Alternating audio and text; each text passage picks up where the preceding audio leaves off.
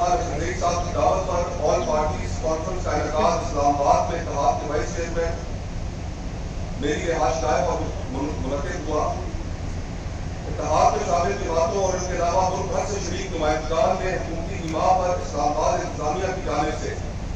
مقامی ہوٹل میں کل جماعتی کانفرنس کی بکنگ کینسل کرنے کی بھرپور مذمت کی اور یہ اقرار کیا کہ حکومت طرز عمل شہریوں کے آئینی اور قانونی حقوق پر ایک ضرب ہے۔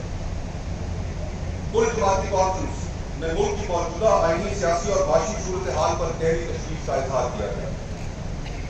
آج ملک میں بسنے والا کوئی طبقہ اور قومیت مطمئن نہ ہے۔ کسان تباہ حال، تنخواہ طبقہ ٹیکسوں کے بوجھ تلے اور کاروباری طبقہ ملک چھوڑ کر اپنا سرمایہ بیرون ملک منتقل کر رہا ہے۔ ملک میں غربت کی شرح میں خطرناک حد تک اضافہ ہو چکا ہے اور اس وقت تقریباً 45% پاکستانی سطح غربت سے نیچے زندگی گزارنے پر مجبور ہے اور متوسط طبقے کی قوت خرید میں حیران کن طور پر 58% کمی واقع ہوئی ہے۔ بے روزگاری کی شرح 22% کی خطرناک حد تک پہنچ چکی ہے، جبکہ یہی شرح نوجوانوں میں 30% سے بھی زیادہ ہے۔ ایسے پاکستان کی تاریخ میں پہلے کبھی نہ ہوا۔ کانفرنس کی تمام شریک جماعتوں نے فیصلہ کیا کہ ملک کو درپیش چیلنجز سے نکالنے کے لیے ایک جامع اور مشترکہ حکمت عملی اپنانے کی ضرورت ہے۔ طویل غور و خوض کے بعد درج ذیل نکات پر اتفاق کرتے ہوئے یہ اجلاس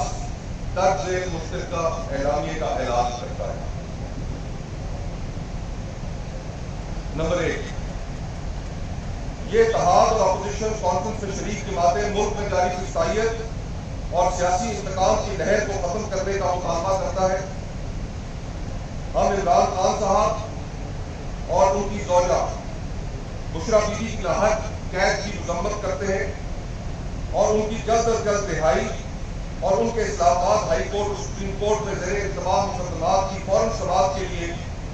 مقرر کیے جانے کا مطالبہ کرتے ہیں۔ مزید یہ کہ اپوزیشن لیڈر قومی اسمبلی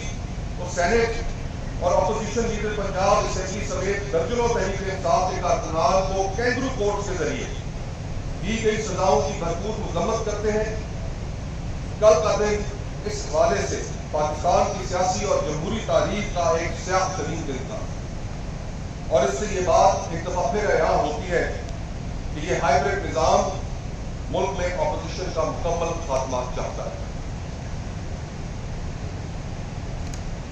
تحریک تحفظ آئین پاکستان اور اسی بلائی کی کل جماعتی کانفرنس میں شریک جماعتوں نے اس پر اتفاق کیا کہ اس وقت تمام سیاسی جماعتوں اور سیاسی قوتوں کے درمیان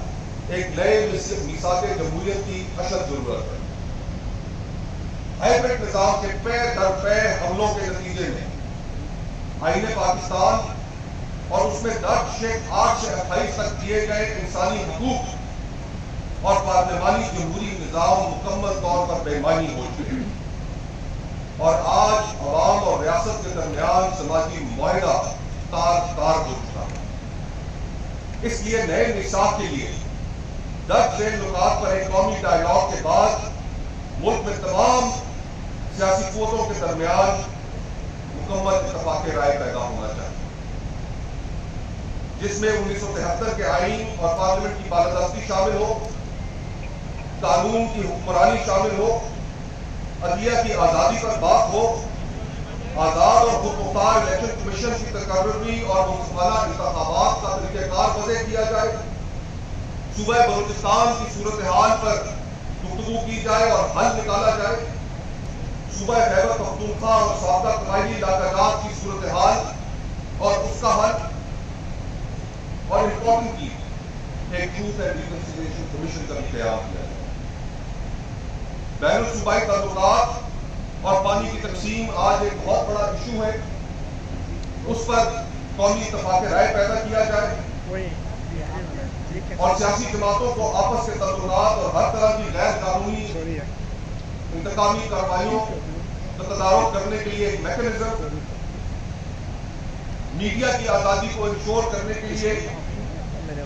صرف اپوزیشن میں رہ کر باتیں نہیں بلکہ عملی اقدامات، خواتین اور اقلیتوں کے حقوق اور بین الاقوامی تعلقات پر ایک شہر حاصل گفتگو نئے نصاب کے صورت میں سامنے آئی ہے۔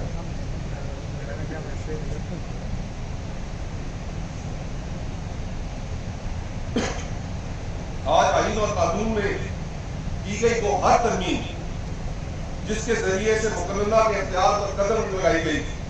اور مقننہ کے معاملات میں غیر قانونی مداخلت کر کے آئین اور قانون میں ترامیم کی گئی، ہم یہ مطالبہ کرتے ہیں کہ ان سے آئین کو پاک کیا جائے اور اداروں کے درمیان آئین کی طے کردہ طاقت کی تقسیم کی حدود پر سختی سے عمل کیا جائے۔ یہ اتحاد اور اس کانفرنس میں شریک جماعتیں SIFC کے قیام کو 18ویں ترمیم اور آئین کے روح کے منافی سمجھتی ہیں اور یہ قرار دیتی ہیں اور مطالبہ کرتی ہیں کہ SIFC کو تحلیل کیا جائے اور اس کے ذریعے صوبوں کے غصب کیے گئے حقوق اور وسائل جیسے کہ کارپوریٹ فارمنگ کے نام پر حاصل کی گئی 48 لاکھ ایکڑ زمین کو گرین انیشیٹو کمپنی کو دینے کے منصوبے کو ختم کیا جائے